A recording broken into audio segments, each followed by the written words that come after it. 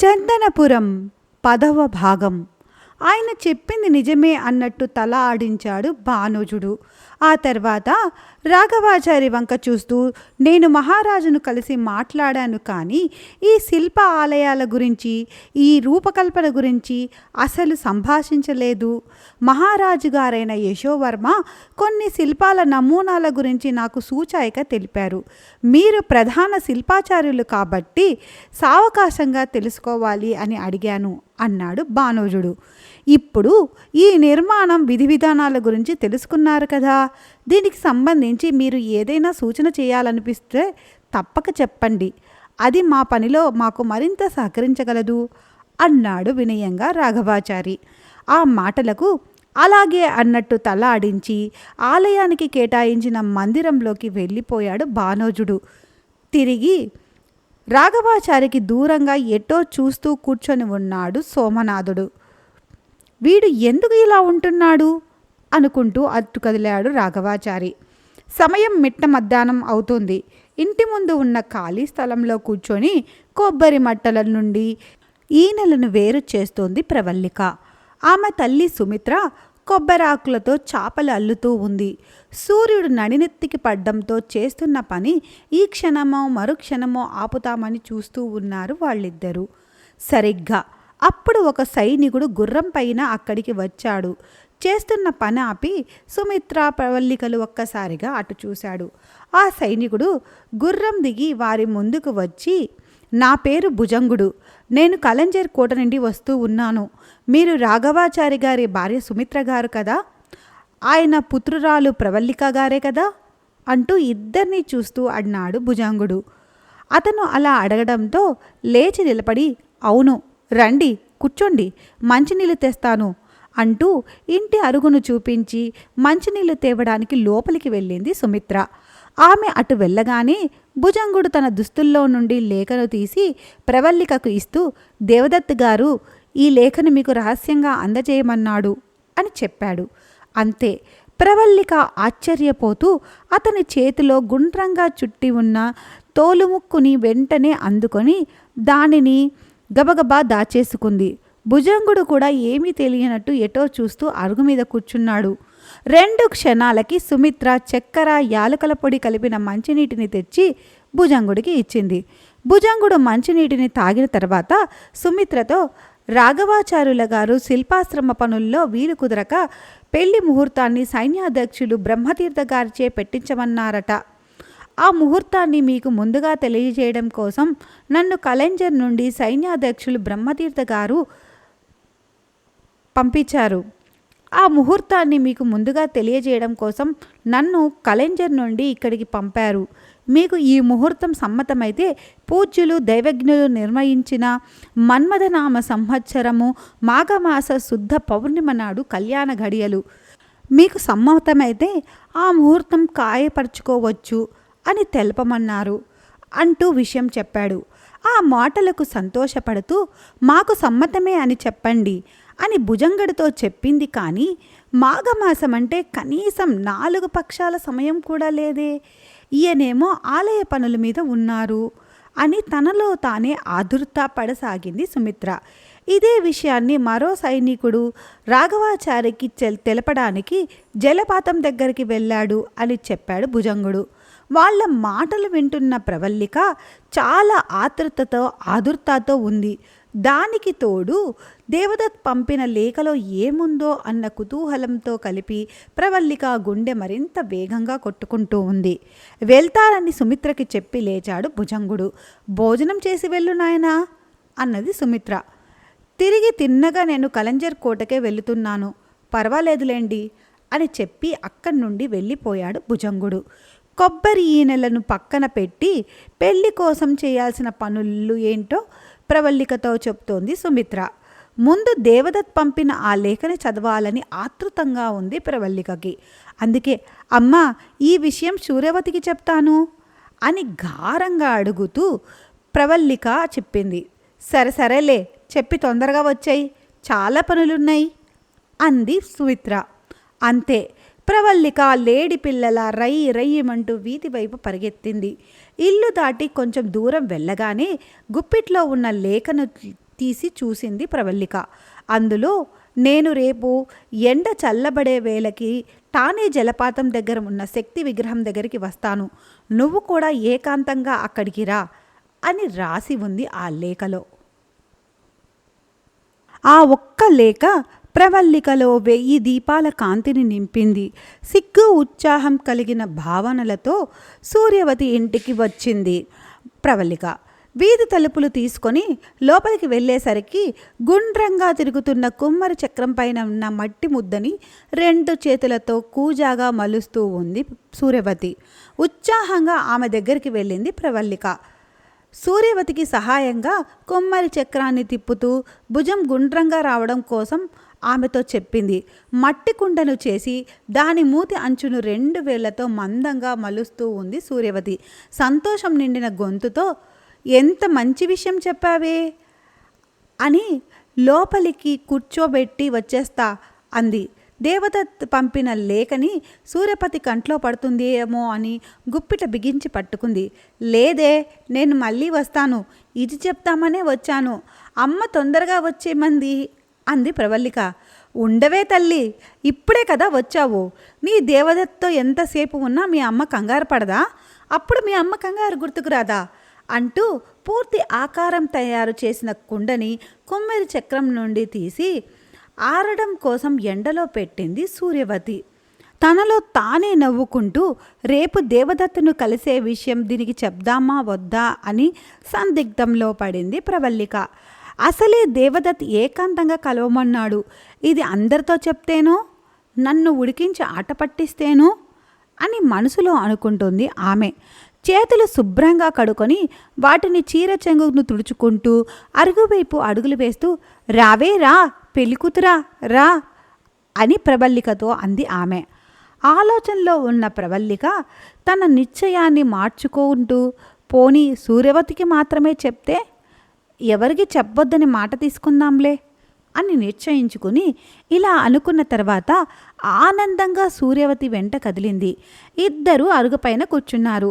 సూర్యవతి వంక ఆమె చూస్తూ చెప్పాలా వద్దా అన్న మీమాంసంతోనే, ఏమే సూర్య, ఏమే సూర్య, అబ్బా చెప్పవే నసక్కే అంది సూర్యవతి. మరే మరే రేపు నన్ను కలవమన్నాడు, దేవదత్తు వస్తానని కబురు పెట్టాడే అని మెల్లగా చెప్పింది. ఏంటి నిజమా? దేవదత్ రేపు కలుస్తానన్నాడా, వస్తానన్నాడా అని నివ్వెరపోతూ అడిగింది సూర్యవతి. అటూ ఇటూ చూస్తూ సూర్యవతికి దగ్గరగా జరిగి ఆమె మాత్రమా వీణలా, అవునే మా ఇంటికి రాడట, తానే జలపాతం దగ్గర ఉన్న శక్తి విగ్రహం ఉంది కదా, అక్కడ నన్ను ఏకాంతంగా వచ్చి కలవమన్నాడు అని రహస్యంగా చెప్పింది ప్రవల్లిక. ప్రవల్లిక మాటలు విని పైకి మామూలుగా ఉన్న రేపు దేవదత్ వస్తాడు అన్న మాట వినిపించగానే సూర్యవతికి మనసంతా గంతేసి హుషారైంది. ఇలాంటి అవకాశం కోసమే ఎదురు చూస్తూ ఉంది సూర్యవతి.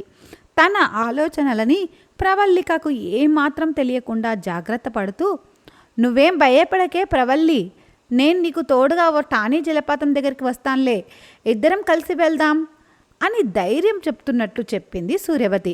సూర్యవతి తనతో వస్తాను అన్న మాట ఒక్కసారిగా ఉలికిపడింది ప్రవల్లిక. సూర్యవతికి కొంటెతనం గురించి బాగా తెలుసు ప్రవల్లికకి. సూర్యవతిని రావద్దు అని పరోక్షంగా సూచిస్తూ, అబ్బా నీకెందుకే శ్రమ, ఇంటి దగ్గర నీకు చాలా పనులు ఉన్నట్టున్నాయి కదా, నేను వెళ్తానులే, వచ్చిన తర్వాత నీకు అన్ని విషయాలు చెప్తానులే అని సూర్యవతికి ఆశ పెడుతున్నట్టుగా చెప్పింది ప్రవల్లిక. ఆకాశాన్నో అందులోని చంద్రున్నో తెచ్చి ఇస్తానన్నా లొంగేటట్లు లేదు సూర్యవతి. రాక రాక వచ్చిన ఈ సమయాన్ని ఉపయోగించుకుంటే మళ్ళీ ఇలాంటి అవకాశం రాదు అని ఆమెకు తెలుసు. అందుకే ప్రవల్లిక బుక్కని సుతారంగా నునుపుతూ పాడుతూ, జలపాతం దగ్గర నీకు సుందరాంగుడు జతగా ఉంటాడు, మరి వెళ్ళడానికి రావడానికి తోడెవరెందుకే, ఒకవేళ మీరు మాటల్లో మైమరిచి సమయం తెలియక చీకట్లో నువ్వు ఒక్కదానివే ఇంటికి ఎలా వస్తావే అంటూ దీర్ఘం తీసింది సూర్యవతి. చీకటి పడితే నాకు భయమేంటే, అయినా నన్ను తీసుకురావడానికి దేవదత్ ఉంటాడుగా ఆ వంకతో సూర్యవతిని ఖచ్చితంగా రావద్దు అన్నట్టు చెప్పింది ప్రవల్లిక. "ఉమ్, నేను నీకు స్నేహితురాలనమ్మా, శత్రువునేం కాదు. నేను వస్తానంటున్నానుగా, మన ఇద్దరం కలిసే వెళ్తాం. అతనికి కనిపించకుండా నేను ఒక పక్కన తప్పుకుంటాలే, సరేనా?" అన్నట్లు ప్రవల్లిక మరో మాట మాట్లాడే అవకాశం లేకుండా ఆరపెట్టిన కుండను నీడ పడుతూ ఉంది. దానిని పక్కన పెట్టి వెళ్ళింది సూర్యవతి. కుండని ఎర్రని ఎండలో పెడుతున్న సూర్యవతిని చూస్తూ ఆమె వస్తే తనకేమిటి అన్న ఆలోచనలో పడింది ప్రవల్లిక. కొంచెం సేపు ఆలోచించుకొని సూర్యవతిని తన వెంట తీసుకువెళ్ళడానికే నిశ్చయించుకుంది. రాపోతున్న దేవదత్ కోసం వాళ్ళిద్దరూ ఏ సమయానికి ఠానే జలపాతానికి వెళ్ళాలి, దానికోసం ఇంట్లో నుండి ఏ వేళకి బయలుదేరాలి అని మాట్లాడుకున్నారు. ఆ క్షణం నుండి ఇద్దరూ మర్నాటి మధ్యాహ్నం కోసం ఎదురు చూడడం మొదలుపెట్టారు. వాళ్ళ ఎదురు చూపుల్లో ఉండగానే కాలం గడిచిపోయింది. మరుసటి మధ్యాహ్నం వచ్చేసింది. ముందు రోజు అనుకున్నట్లుగా సూర్యవతి నడి రేయి దాటి కొంచెం వాలే సమయానికి సూర్యవతి ఇంటికి వచ్చింది ప్రవల్లిక. తలారా స్నానం చేసి ముస్తాబై వచ్చింది ప్రవల్లిక. తల నుండి కాలి వేళ్ల వరకు పరికించి చూసింది సూర్యవతి. నల్లని ఒత్తైన జుట్టు, వదులుగా అల్లిన జడ, పరికిణి ఓని, ఇంకా అమాయకత్వం వీడని పెద్ద పెద్ద కళ్ళు, పాలుగారే బుగ్గలతో ముద్దుగా ఉన్న మోము, విరబూసిన పూబంతిలా బొద్దుగా ఉన్న అమరికల మధ్య సన్నగా దీటుగా నిలబడిన నడుము, నాజూకు పూల తీగల్లా ఉన్న చేతులు. ప్రవల్లిక మరింత అందంగా కనిపిస్తోంది. ఆమెనే రెప్ప వాల్చకుండా చూస్తూ ఉంది సూర్యవతి. "ఏంటే, ఎప్పుడు చూడనట్టు అలా తినేసేలా చూస్తున్నావు? ప్రతిరోజు కనిపించేదాన్నే కదా నేను" అంటూ సూర్యవతి భుజం మీద చేయి చరుస్తూ అంది ప్రవల్లిక. రోజు చూస్తున్నాలే, అయినా ఈరోజు నువ్వెందుకో నా కళ్ళకు చాలా వేరుగా కనిపిస్తున్నావే" అని ఆందోళన పడుతున్నట్టుగా అడిగింది సూర్యవతి. "అబ్బా, చూసింది చాలే కానీ అవతల ఆలస్యం అవుతుంది, త్వరగా రా" అంటూ నవ్వుతూ అంది ప్రవల్లిక. దేవదత్ కోసం అందంగా అలంకరించి వెళుతున్న ఈ భామను, దాని చుట్టూ ఉన్న ఊహలతో ప్రవల్లిక హృదయం రంగుల రాట్నంలా తిరుగుతూ ఉంది. ఆమె మనసులో ఎర్ర తామరలు విరబూశాయి. అవి చిరునవ్వుల సిగ్గులుగా మారి ఆమె బుగ్గల్లో ఎరుపై ప్రతిబింబిస్తున్నాయి. ప్రవల్లిక కించిత్ నవ్వులని ఓరగా చూస్తూ సూర్యవతి కూడా లోపలే నవ్వుకుంది. అయితే సూర్యవతి నవ్వులాగే ఆమె మనసులోని ఆలోచనలు కూడా బయటపడకుండా గుంభనంగా ఉన్నాయి. దేవదత్ వచ్చే క్షణం కోసం ఆమె కూడా ఆతృతగా ఎదురు చూస్తూ ఉంది. సగం పట్టి పక్కన పెట్టినటువంటి సన్నజాజుల మాలను చేతిలోకి తీసుకొని మిగతా పూల మాల కట్టసాగింది సూర్యవతి. సన్నజాజి మొక్కల్ని అలవోకగా కడుతూ మధ్య మధ్యలో మరువం రెక్కల్ని జోడించి మాల కడుతూ ఉంది ఆమె. ప్రవల్లికకు అందించిన పూలదండ తీసుకొని దాంతో ముడిచివేస్తూ, "ప్రవల్లి, నీ చెలికాడు కోసం నువ్వు అంత దూరం నుండి వస్తున్నావు కదా, నువ్వు ఇలా ఉత్తి చేతులతో వెళ్తే ఏం బాగుంటుందే" అని అడిగింది సూర్యవతి. "ముహో, బాగోదా?" అని ఆలోచిస్తూ అడిగింది ప్రవల్లిక. "ఎలా బాగుంటుందే? అతడు రమ్మనగానే ఉత్తి చేతులు ఊపుకుంటూ వెళ్ళడమేనా? అతనికి ఇష్టంగా ఏదైనా తీసుకెళ్తే బాగుంటుంది కదా" అనింది సూర్యవతి. "మరి ఇప్పుడు ఎలాగే? అసలే సమయం మించిపోతుంది" అని ఆతృతగా అడిగింది ప్రవల్లిక. "నువ్వు ఇలా ఖాళీ చేతులతో వస్తావనే నేను ఓ కొత్త రకం వంటకాన్ని చేశాను. మనం వెళ్తూ అది తీసుకువెళ్దాంలే అని, దాన్ని పెడదులే" అని భరోసా ఇచ్చింది సూర్యవతి. ప్రవల్లిక ఆశ్చర్యంగా సూర్యవతి వంక చూస్తూ, "నాకు ఆ ముందు చూపు లేకపోయిందేంటే" అని అంతలోనే ఆసక్తిగా అనుమానంగా చూస్తూ, "ఏం వండావే సూర్య? ఏ మత్తు మందో కలపలేదు కదా? కొంచెం పెట్టు, ఎలా ఉందో రుచి చూసి చెప్తాను" అని అడిగింది ప్రవల్లిక. "ఏంటి, మందు మాకా? ఆ మందు మాకో కలపాల్సిన అవసరం నాకేంటే? అయినా నా మిత్రురాలివి, ఆరాటంతో వండానే, నన్నే అంటావా? అంతేలే, అను. పోన్లే, ఆ వండింది నేను మా ఆయన తింటాం. నువ్వు చేతులు ఊపుకుంటూ వెళ్ళి నీ దేవదత్తతో కబుర్లు చెప్పుకోర్రా" అని అలకగా అంటూ మూతిని ముప్పేట వంకర్లు తిప్పింది సూర్యవతి. ఏం తిప్పావమ్మా మూతి, నీ పేరు సూర్యవతి అని పెట్టారు కానీ జాంబవతి అని పెట్టాల్సింది అంటూ నవ్వింది ప్రవల్లిక. అని చివాలున నిట్టూర్చి దారాన్ని నోటితో తెంపుతూ, అంటావే అంటావు, జాంబవతి అంటావు, మందమతి అంటావు, పెళ్ళి అయిన తర్వాత నుండి కలెంజర్ వెళ్ళిపోతున్నావు కదా, అక్కడ ఊరు పేరు అస్సలు మేము అన్న మనుషులం గుర్తుకొస్తామా? మేమందరం నీకు అడవి మనుషుల్లా కనపడతాంలే అంది సూర్యవతి. అబ్బబ్బా అలక్కే సూర్య, ఊరికే అన్నాను కానీ ఏదీ నువ్వు వండింది నాకు కొంచెం పెట్టు, నేను రుచి చూస్తాను అని ఉత్సాహంగా మళ్ళీ అడిగింది ప్రవల్లిక. వంటకం గుట్టు విప్పితే తాను వేసిన పథకం బయటపడుతుందేమో అనుకుంటూ సూర్యవతి లోపనే నాలుగు ఖర్చుకుంది. తనకు పెట్టకూడదని ఇంకా అలిగితే ఉన్నట్టు మౌనంగా కూర్చుంది. అలిగి ఉన్న సూర్యవతిని చూస్తూ బెదిరించుతున్నట్టుగా నిల్చొని, నువ్వు అలక్కపోతే అలుగు, నేను దగ్గరికి వెళ్ళిపోతూ ఉన్నాను అని కొంచెం కోపం నటించింది ప్రవల్లిక. వెళ్ళు, నీ వెంట వస్తే మాత్రం నాకేముంది, ఏమైనా ఒరుగుతుందా అన్నట్లు సూర్యవతి కూడా విసురుగా లేచి నిల్చుంది. ప్రవల్లిక వెనక్కు తిరిగింది. ఆమె జడపాయలో పూలమాలని అందంగా అలంకరిస్తూ, వెళ్ళు, నువ్వు ఒక్కదానివే వెళ్ళు, ఏదో స్నేహితురాలివి కదా, నిన్ను జాగ్రత్తగా చూసుకోవాలని నా తపన, నీకేమో నేను అడ్డు అన్న భావన. అయినా నిన్ను ముస్తాబు చేసి మీకు వడ్డించి మార్చినంత మాత్రాన నీ దేవదత్త మెచ్చి నాకేమన్నా మనులు మాణిక్యాలు ఇస్తాడా అని వంట రుచి చూస్తానన్న ప్రవల్లిక ఆలోచనలను మరో వైపుకు మళ్ళిస్తూ ఉడికిస్తున్నట్లుగా అంది సూర్యవతి. మనులు మాణిక్యాలు నీకెందుకే, నువ్వే పెద్ద సూర్యమణివి, అలకమాని రావే తల్లి, అవతల ఆలస్యమవుతుంది అని బతిమిలాడుకున్నట్టుగా అంది ప్రవల్లిక. ఆమె గారాబంగా అడుగుతూ ఉంటే పైకి అలకను చూపిస్తూ వంటగది వైపుకు వెళ్ళింది సూర్యవతి. ఉట్టిలో వేలాడుతున్న ముంతను తీసి దాని కింద పచ్చని ఆకులు పెట్టి దాన్ని ప్రవల్లిక 2 చేతులతో ఉంచుతూ, నీకు కాబోయే మొగుడు నిన్ను మెచ్చుకోవాలని వండి వార్చి వాసన పోకుండా వాసం బిగించి మరీ తెచ్చాను, నువ్వు దేవదత్తతో కలిసి తిను సరేనా అని అంది సూర్యవతి. ప్రవల్లిక జవాబేమీ చెప్పకుండా ఆ మట్టి కుండ వైపే చూస్తూ ఉండిపోయింది. దాన్ని గుడ్డతో తాడుతో కట్టి మరీ ఉంచింది.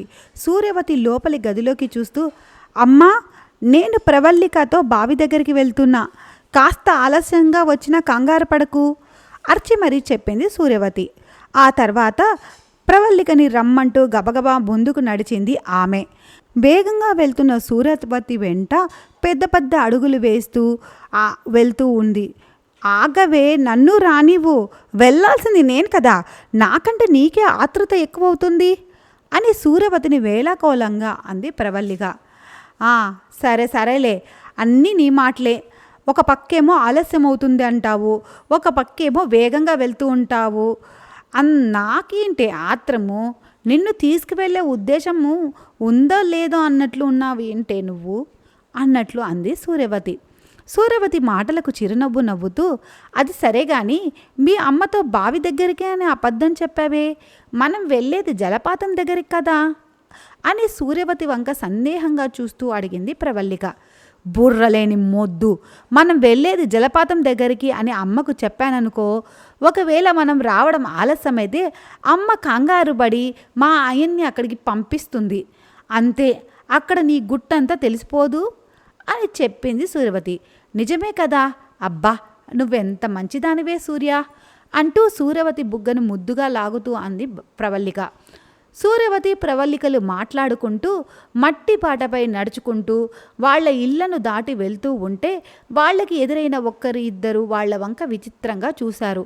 పెళ్లి కూతురిలా అలంకరణలో ఉండి ఊరు నుండి బయటికి వెళ్తున్నారా ఏమిటి అన్నట్లు వారి వంక వింతగా చూస్తూ ఉన్నారంటేనే అర్థమవుతుంది. తాను దేవదత్ కోసం వెళ్ళబోతుంది అన్న తలుపు వచ్చి చాలా సిగ్గుగా అనిపించింది ప్రవల్లికకు. ఎవరికీ తెలియకుండా దేవదత్ తనను కలవబోతున్నాడని ఊహ ప్రవల్లికలో ఏదో సందిగ్ధతను నింపుతుంది. ప్రవల్లికనే కాదు, సూర్యవతి మనసుకు కూడా అంతే ఉబలాటంగా ఉంది. దేవదత్ రాక కోసమే చూస్తున్న సూర్యవతి దేవదత్ ప్రవల్లికలు ఏకాంతంతో కలుసుకున్నప్పుడు వాళ్ళని చూడాలని, ఆ అవకాశం కలగాలని మనసులో చాలా బలంగా కోరుకుంటూ ఉంది. సాయంత్రపు చల్లగాలులు మెల్లగా వీస్తూ ఉన్నాయి. వెలుగు నిదానంగా తగ్గుతుంది. స్నేహితురాళ్ళు ఇద్దరూ టానే జలపాతానికి కొంచెం దూరంలో ఆగారు. అక్కడ చిన్న చిన్న రాళ్లపైన 10 అడుగుల ఎత్తులో ఉన్న శక్తి విగ్రహం దూరంగా కనిపిస్తూ ఉంది. సూర్యవతి అక్కడే ఆగమని చెప్పింది ప్రవల్లిక. తాను మాత్రం ముందుకు నడిచింది. విగ్రహం దగ్గరికి వెళ్ళిన తర్వాత అటూ ఇటూ చూసింది ప్రవల్లిక. అక్కడ అంతా నిర్మానుషంగా ఉంది. ఎక్కడా దేవదత్ జాడ కనిపించలేదు. కొంచెం ముందుకు వెనకాలకి వెళ్ళి చూసింది. దేవదత్ ఎక్కడా కనిపించకపోవడంతో సూర్యవతిని గట్టిగా కేక వేసి పిలిచింది. సూర్యవతి వేగంగా ప్రవల్లిక దగ్గరికి వచ్చింది. ఇద్దరూ అక్కడ కలయ చూశారు. వాళ్ళిద్దరూ తప్ప మూడో వ్యక్తి కనిపించలేదు.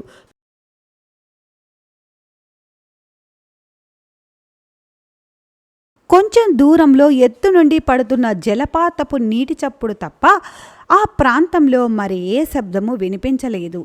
ఆతృతగా అటు చూస్తూ, దేవదత్తు వస్తాడన్నది ఈరోజే కదా అంది ప్రవల్లిక. నన్ను అడుగుతావేంటే? ఆ లేఖలో అలాగే వ్రాసి ఉంది కదా. మనం కంటే ముందు వచ్చి మనం ఇంకా రాలేదేమో అని చూసి వెళ్ళిపోయాడో ఏమో అని అనుమానంగా ఆతృతతో అంది సూర్యవతి. అలా అనకే, నాకేదోలా ఉంది అని కంగారుగా అంది ప్రవల్లిక. ఆమె మాటలకు నొసలు ముడిచి ప్రవల్లిక వంక వింతగా చూసింది సూర్యవతి. అప్పుడే సరిగ్గా దూరం నుండి టక్ టక్ మంటూ గుర్రం గిట్టల శబ్దం వినిపించింది వాళ్ళకి.